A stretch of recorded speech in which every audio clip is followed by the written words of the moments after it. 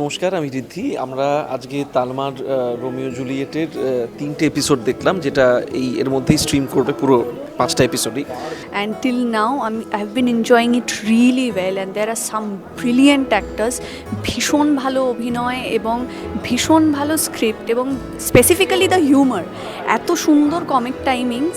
প্রচুর ভালো ভালো অভিনেতা আছে, প্রচুর ভালো গান আছে, দারুণ সিনেমাটোগ্রাফি আছে, আর্ট ডিরেকশন আছে, সবই ভালো। মানে ক্রিয়েটিভিটি ইজ আ ভেরি, এখন অবধি যা দেখছি it's a very rich product. তুমি প্রচ্ছদে রং দেবে, শব্দে বরং দেবে, গল্পে ছড়িয়ে দেবে গন্ধের সুখ।